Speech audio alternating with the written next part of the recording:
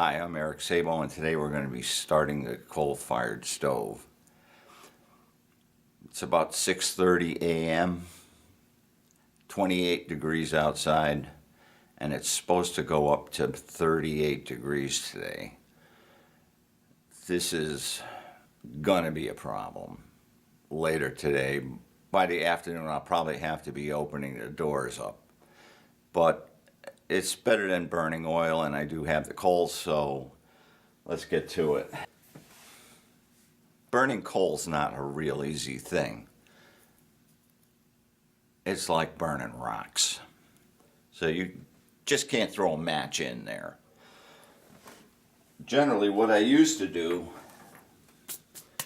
is start a good wood fire and then throw a bag of coal on top of the wood fire. But these days, I just can't haul that wood around, so it's tough enough hauling 40-pound bags of coal around.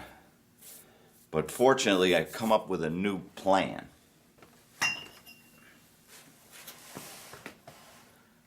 $1 million BTU propane torch. Now, I can actually show you what 1 million BTUs looks like. See, there's a torch. I built this little rig to hold it up. It's perfect angle to go into the ash pit of the boiler.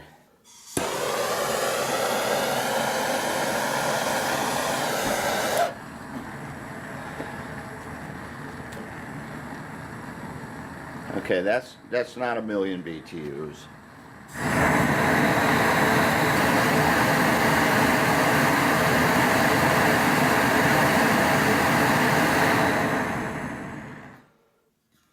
That is. The first thing we got to do is prep the stove. You can see a lot of unburnt coal in there. Okay, I manufactured this little device here to catch the unburnt clinkers. I also manufactured this kind of rig just because I had a pile of unistrut laying around. Oh, look at it, it's still going. It's drafting pretty good, so the coal ash will fly up the chimney, settle out in the ash pit of the chimney.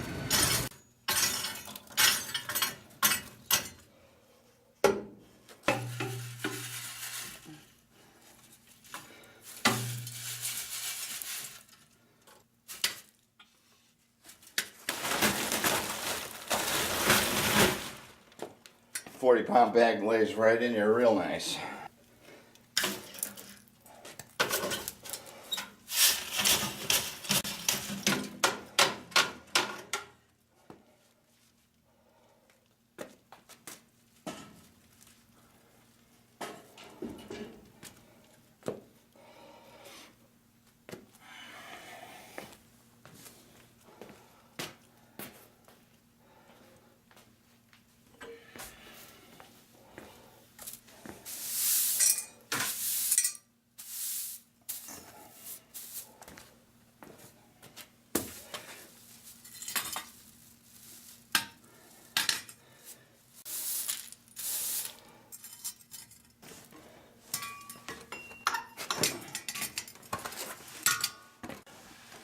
Now, we're not actually going to blast a whole 1 million BTUs in there because it would melt the steel inside the boiler.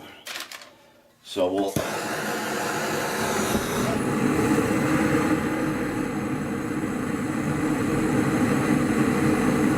just set it up to go nice and easy there. Wow.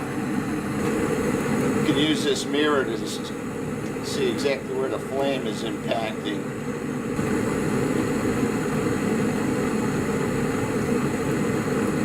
We're sitting here waiting for this thing to heat up.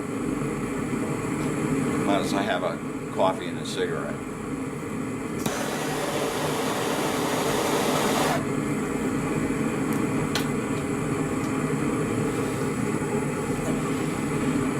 You can see that we still haven't even melted the plastic on this bag of coal.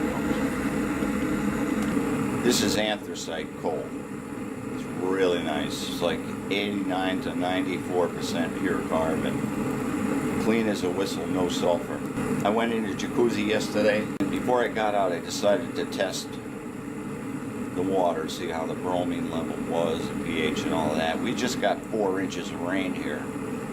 Well, I almost fell over. I stuck that test strip in there and the pH was off the scale low.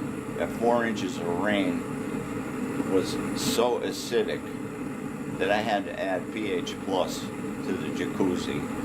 I can't even understand how anything is alive out there, like the trees and the lawn and all of that. That acid rain is some horrible thing, and it's all from them coal-fired plants out in the Midwest. And they burn a lot of coal, and the sulfur content varies, let's say that. They try not to burn the high sulfur coal, but I don't know how that's working out for them. They have to get rid of those coal-fired plants, get over to natural gas. We got plenty of natural gas now. Due to fracking, we have a lot of natural gas, just tons of it. It's like a miracle that they found that much natural gas. And, you know, there is some controversy. I came out against the fracking, and there's 2 sides to that story. If you go out there and talk to the farmers that have those natural gas fracking wells on their property, they're happy. They're real happy. And their groundwater is really unaffected. And I think it's due to the fact that the shale deposit, it doesn't actually stay in one level. It kind of comes to the surface at some points. And I think what happens is if you drill your well in those areas where that shale deposit starts to come up toward the surface, that's where you're going to see problems getting into the groundwater. And so I think they just got to be real careful with that. There's a lot of people that are really happy with it, and they make a ton of money on their farms, and of course the farms aren't doing all that well. It's just the way it is. And there's some conjecture that the people behind the anti-fracking movement are actually the Russians, because they provide 50% of natural gas to Western Europe, and if Western Europe can develop all these fracking sources of natural gas, then the Russians are going to be out of business. And they kind of like holding Western Europe hostage, and that way they can do whatever they want in Ukraine. And so it becomes a complicated issue. So there's some thinking that the Russians are actually behind the funding of the original Gasland movies. Boy, oh boy, I'll tell you.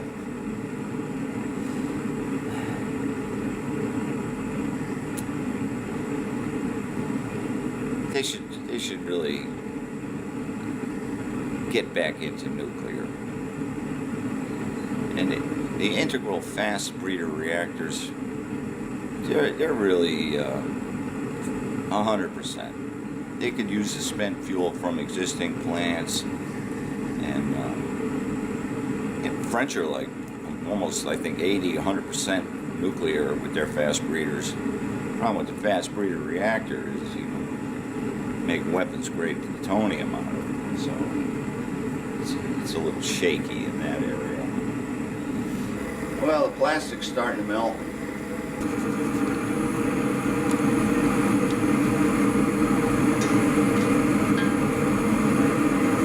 Keep track of how many starts I get out of one 20-pound tank of propane.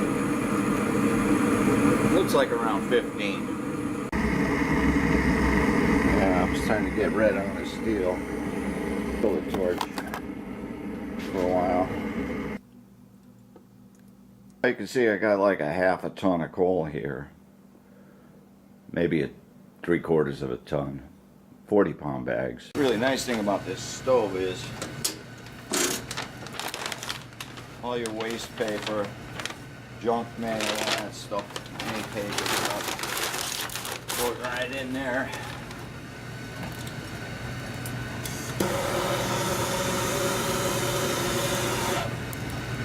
It's all heat.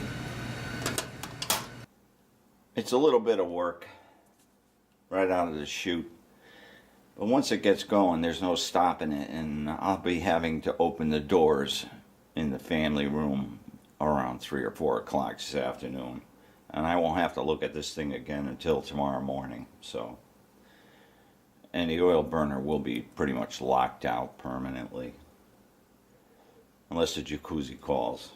Probably take a couple hours for that thing to really get rolling now. Here we are 2 hours later, and you can see it's really picking up the pace now. Boiler temperature's now at 180 degrees. As soon as it gets up to 190, the rib will pull in from the building automation system. The sensor's over there, goes up here to that 16160. I can actually start the circulator by holding this for 4 seconds. 2, 3, 4. And there it goes. We see the Weil McLean is at 180 right now. There's the project for today. Getting these 3 buckets of coal ash up the stairs and into the wheelbarrow. Problem with coal ash is it weighs a ton because it's basically sand.